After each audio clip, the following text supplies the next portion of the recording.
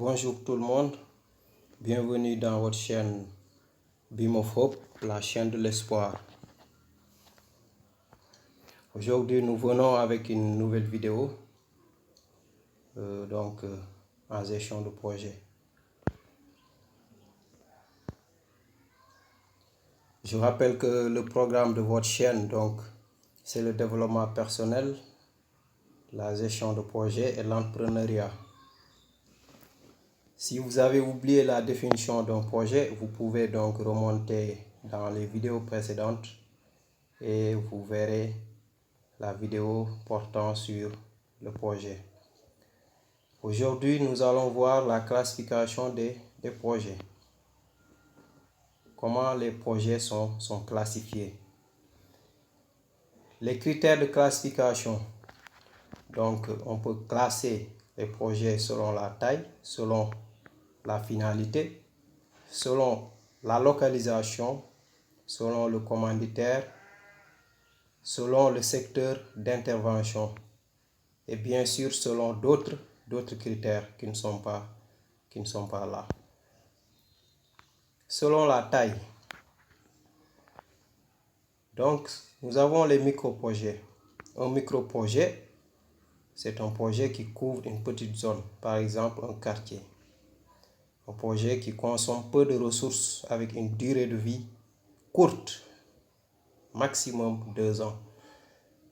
Et les micro-projets visent la création de biens ou de services marchands et sont généralement mis en œuvre par une tierce personne, par exemple un habitant du quartier.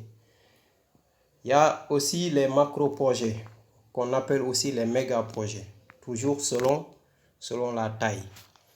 Les macro-projets ou méga-projets sont des projets de grande envergure qui couvrent une zone géographique grande, qui utilisent des ressources colossales avec une durée de vie très longue, 3 ans au plus, avec des objectifs ambitieux, par exemple la construction d'un barrage hydraulique, d'une autoroute ou d'une centrale solaire. Et généralement, les commanditaires des méga-projets ou macro-projets, c'est l'État. On peut classer les projets selon le secteur d'intervention. Et dans cette classification, nous avons les projets du secteur primaire. Ces projets ont pour vocation d'extraire de la nature des matières premières ou des ressources naturelles. Par exemple, les fruits, les minerais, les légumes, du lait, etc. Ces ressources ou matières premières peuvent être d'origine animale, végétale, halieutique, minérale, etc. Exemple d'un projet du secteur primaire, on a les projets agricoles, les projets d'élevage, les projets de pêche, etc. Les projets du secteur secondaire. Ce sont des projets qui transforment les matières premières ou ressources issues des projets du secteur primaire en produits finis ou produits semi-finis à grande échelle. Donc, ici, on peut dire que ce sont des projets de transformation. Par exemple, la brasserie, qui est la fabrique de boissons, et la fabrication d'aliments industriels, par exemple, tels que les sardines, les corned-beef, etc. Les projets du secteur tertiaire, ce sont des projets du service dans lesquels nous avons le tourisme, l'hôtellerie, le transport, l'éducation, la santé. Quand on dit éducation, par exemple, on peut voir les projets d'école, mais aussi les professions libérales, donc telles que les banques, l'assurance, la communication, et j'en passe. On peut classer les projets selon le commanditaire ou le type de financement. Et dans cette classification, nous avons les projets publics dont le commanditaire est l'État central ou ses démembrements, les démembrements de l'État, par exemple les collectivités territoriales. Les projets privés, toujours dans la classification selon le commanditaire. Les projets privés sont des projets dont le commanditaire est une personne physique ou morale de droit privé. Donc le financement de tels projets peut provenir des bailleurs de fonds ou des bénéficiaires eux-mêmes.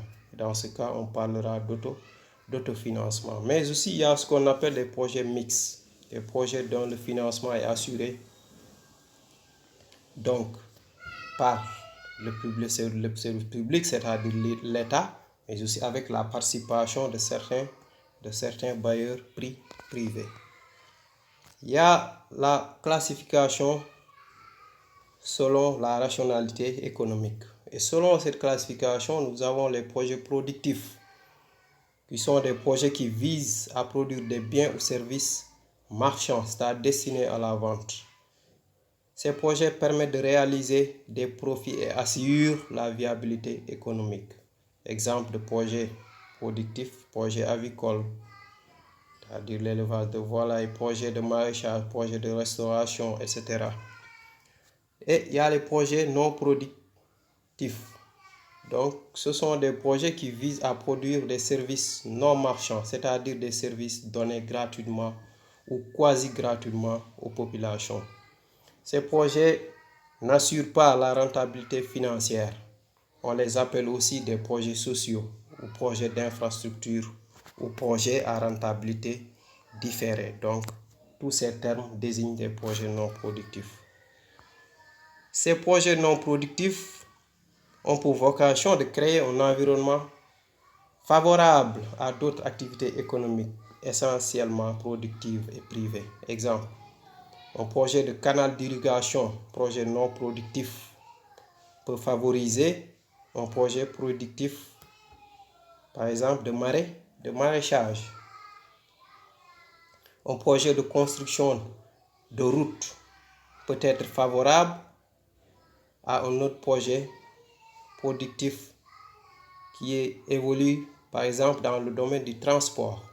Vous voyez donc, les projets non productifs peuvent créer un environnement favorable pour la mise en place donc, de projets productifs. Donc, deux aspects peuvent être relevés en ce qui concerne les projets productifs. Il y a la rentabilité financière et la rentabilité économique. Par contre, les projets non productifs sont tournés, eux, vers la rentabilité économique seulement.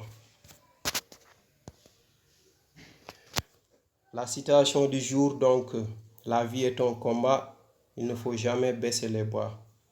Donc, abonnez-vous, likez et partagez nos vidéos, s'il vous plaît. Merci, donc c'était Bimophobe, la chaîne de l'espoir.